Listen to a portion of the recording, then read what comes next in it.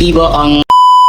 Aku hanya memikirkan satu peraturan penting. Kenapa kau lakukan hari ini kalau kau bisa melakukannya besok? Hahaha. Few moments later.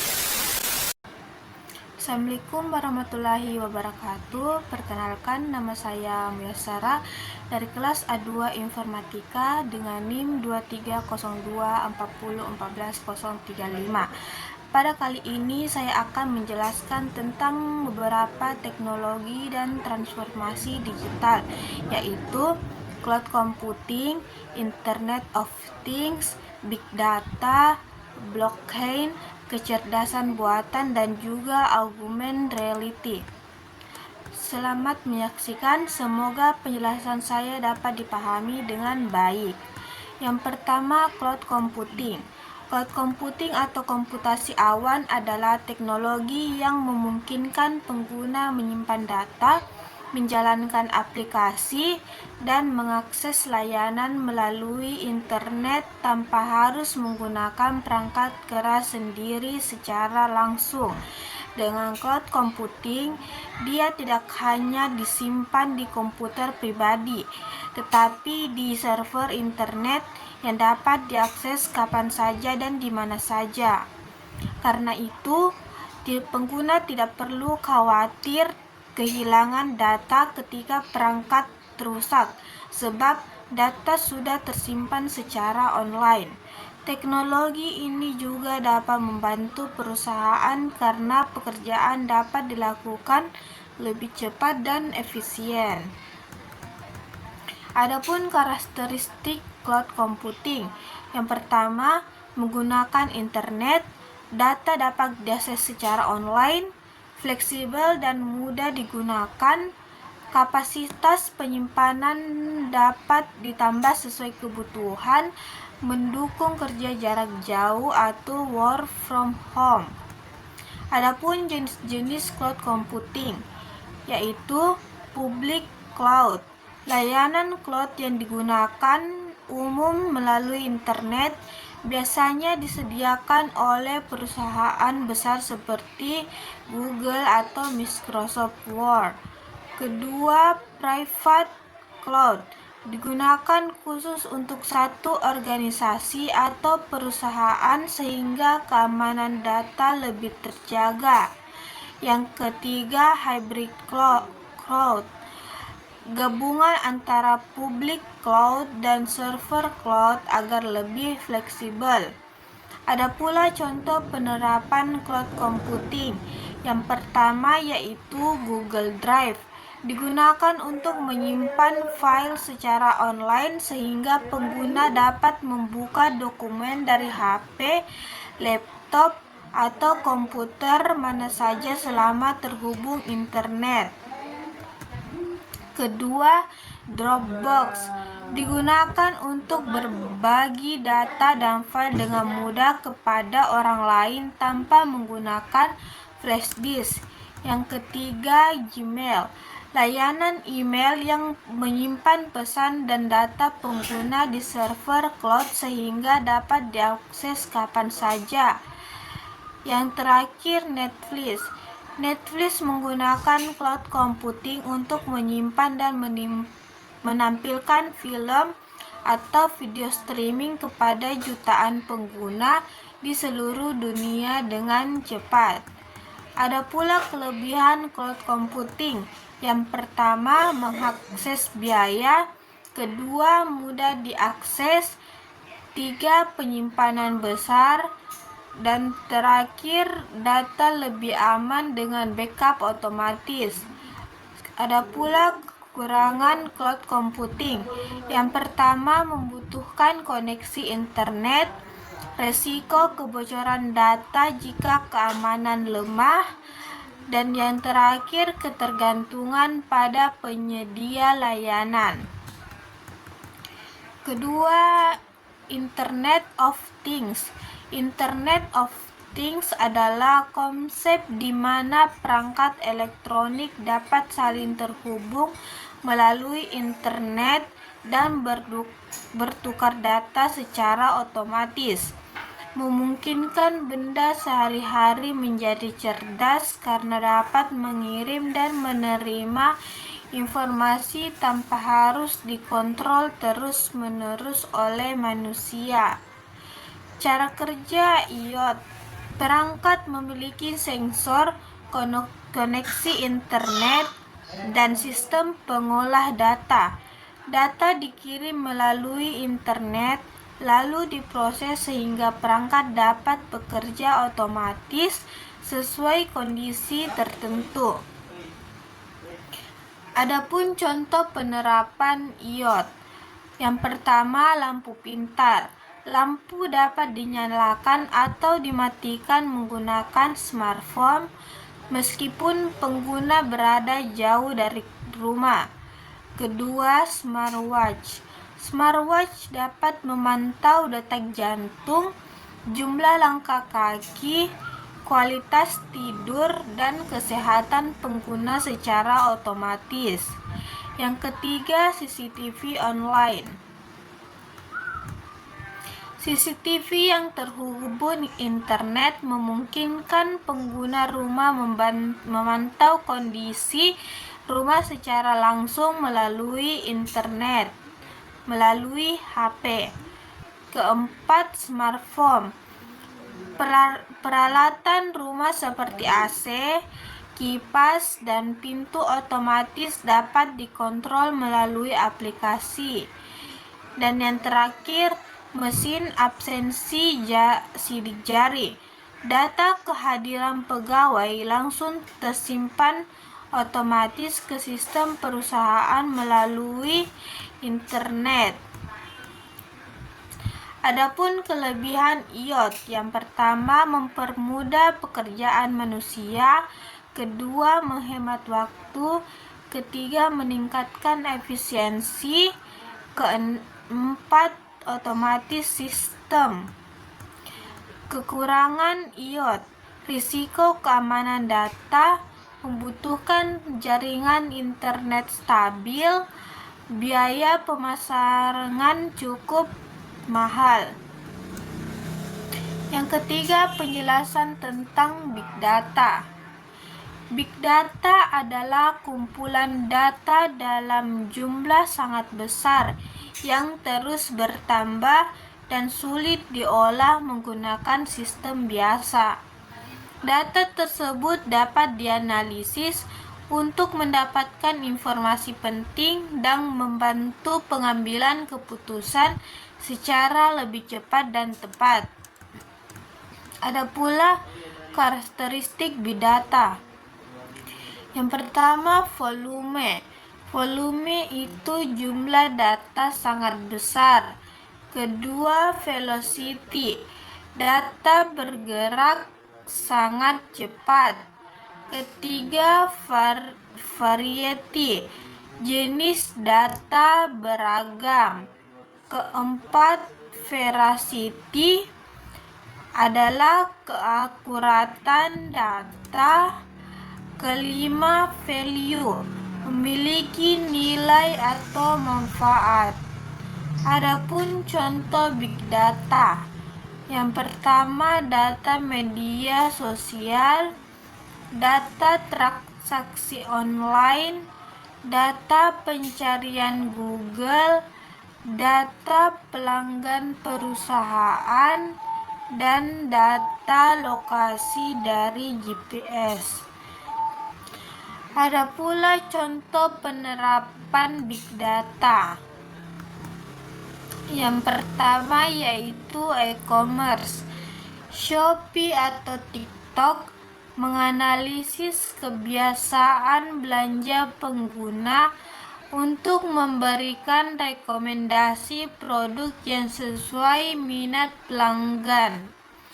Yang kedua, media sosial seperti Instagram dan TikTok, mempelajari aktivitas pengguna agar dapat menampilkan konten yang sering disukai. Yang ketiga, kesehatan. Rumah sakit menganalisis data pasien untuk membantu diagnosis penyakit dan menentukan perawatan yang tepat. Keempat, transportasi. Google Maps mengolah data melalui lalu lintas secara real-time, sehingga pengguna dapat memilih jalan yang tercepat. Kelima, perbankan menggunakan big data untuk mendeteksi transaksi mencurigakan dan mencegah penipuan. Adapun kelebihan big data yaitu membantu pengambilan keputusan, mengetahui kebutuhan pelanggan, meningkatkan efisiensi bisnis, dan membantu analisis lebih cepat. Kekurangan big data menggunakan biaya besar, keamanan data harus dijaga, pengolahan data cukup kompleks. Yang keempat, penjelasan tentang blockchain. Blockchain adalah teknologi penyimpanan data digital yang tersusun dalam blok-blok dan saling terhubung serta dilindungi menggunakan kriptografi. Blockchain terkenal digunakan pada cryptocurrency seperti Bitcoin karena sistemnya aman dan sulit dimanipulasi. Cara kerja blockchain. Setiap transaksi dicatat dalam blok. Setelah blok penuh, data akan terhubung dengan blok sebelumnya sehingga membentuk rantai data yang aman dan sulit diubah. Adapun karakteristik blockchain. Yang pertama, transparan. Kedua, aman. Ketiga, sulit dipalsukan. Keempat, terdesentralisasi. Adapun contoh penerapan blockchain. Yang pertama, cryptocurrency. Bitcoin dan Ethereum menggunakan blockchain untuk mencatat transaksi digital secara aman tanpa bank. Kedua, perbankan. Blockchain membantu transfer uang antar negara menjadi lebih cepat dan aman. Yang ketiga, kesehatan. Data pasien dapat disimpan dengan aman sehingga tidak mudah diubah oleh pihak lain. Yang keempat, data pasien. Data pasien dapat disimpan dengan aman sehingga tidak mudah diubah oleh pihak lain. Yang kelima, pendidikan. Ijazah digital dapat disimpan menggunakan blockchain agar sulit dipalsukan. Dan yang terakhir, supply chain. Perusahaan dapat melacak perjalanan barang dari pabrik hingga ke tangan konsumen. Ada pula kelebihan blockchain. Yang pertama, keamanan tinggi. Kedua, data sulit dimanipulasi. Ketiga, transparansi lebih baik. Adapun kekurangan blockchain, yang pertama membutuhkan energi besar. Kedua, proses transaksi kadang lambat. Yang ketiga, teknologi masih berkembang. Yang kelima, penjelasan tentang kecerdasan buatan atau AI.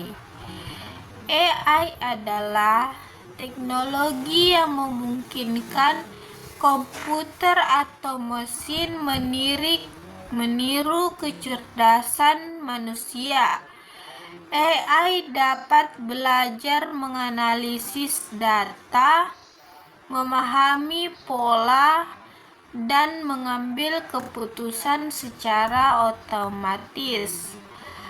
Adapun jenis-jenis AI, yang pertama, AI lemah. AI yang dibuat untuk tugas tertentu seperti chatbot atau rekomendasi video. Yang kedua, AI kuat. AI yang digunakan memiliki kemampuan berpikir seperti manusia, meskipun saat ini masih dalam tahap pengembangan. Contoh penerapan AI yang pertama yaitu chatbot, digunakan pada layanan pelanggan untuk menjawab pertanyaan secara otomatis selama 24 jam. Yang kedua, face recognition. Teknologi pengenalan wajah pada smartphone digunakan untuk membuka kunci perangkat dengan cepat dan aman. Yang ketiga, rekomendasi konten seperti Netflix, YouTube, atau TikTok menggunakan AI untuk menampilkan film atau video sesuai minat pengguna. Yang keempat, mobil otonom. Mobil tanpa sopir menggunakan AI untuk membaca jalan, mengenali rambu, dan menghindari tabrakan. Dan yang terakhir ada pendidikan. Aplikasi ini pembelajaran pintar membantu siswa belajar sesuai kemampuan masing-masing. Adapun kelebihan AI, yang pertama mempercepat pekerjaan. Kedua, mengurangi kesalahan manusia. Ketiga, bisa bekerja 24 jam. Yang keempat, membantu analisis data lebih cepat. Adapun kekurangan AI, yang pertama, mengurangi beberapa pekerjaan manusia, membutuhkan biaya yang tinggi. Tiga, resiko penyalahgunaan teknologi. Yang keenam adalah penjelasan tentang augmented reality atau AR. Augmented reality atau AR adalah teknologi yang menggabungkan dunia nyata dengan objek virtual secara real time. AR menggunakan video digital terlihat seolah-olah ada di dunia nyata, sehingga memberikan pengalaman yang lebih interaktif dan menarik. Cara kerja AR adalah kamera perangkat akan mendeteksi lingkungan sekitar, lalu sistem menampilkan objek virtual di layar secara langsung. Adapun contoh penerapan AR seperti game Pokemon Go menggunakan AR sehingga karakter Pokemon terlihat muncul di dunia nyata melalui kamera HP. Yang kedua, pendidikan. AR membantu mahasiswa melihat visualisasi organ tubuh atau tata surya dalam bentuk 3 dimensi agar pembelajaran lebih mudah dipahami. Yang ketiga, belajar online. Pengguna dapat mencoba furnitur atau makeup secara virtual sebelum membeli produk. Yang keempat, media sosial seperti filter Instagram dan TikTok yang menggunakan AR untuk menambahkan efek wajah atau animasi secara langsung. Yang terakhir, navigasi. Aplikasi navigasi berbasis AR dapat menampilkan arah jalan langsung di layar karena ada pula kelebihan AR. Yang pertama, aktif dan menarik. Kedua, membantu pekerjaan. Yang ketiga, memberikan pengalaman baru. Yang keempat, membuat informasi lebih mudah dipahami. Adapun kekurangan AR. Yang pertama, membutuhkan perangkat tertentu. Kedua, boros baterai. Ketiga, pengembangan cukup mahal. Kesimpulannya, teknologi digital berkembang sangat pesat dan dapat memberikan banyak manfaat dalam kehidupan sehari-hari, seperti cloud computing, IoT, big data, blockchain, AI, dan AR telah membantu manusia dalam berbagai bidang seperti pendidikan, kesehatan, bisnis, industri, dan juga komunikasi. Dengan adanya teknologi tersebut, pekerjaan manusia dapat menjadi lebih mudah, cepat, dan efisien. Namun, penggunaan teknologi juga harus dilakukan dengan bijak agar memberikan dampak positif bagi masyarakat dan tidak disalahgunakan. Sebagai generasi muda, kita juga perlu memahami perkembangan teknologi digital agar dapat mengikuti kemajuan zaman dan manfaatnya untuk hal-hal yang bermanfaat. Sekian penjelasan dari saya. Terima kasih atas perhatiannya. Wassalamualaikum warahmatullahi wabarakatuh.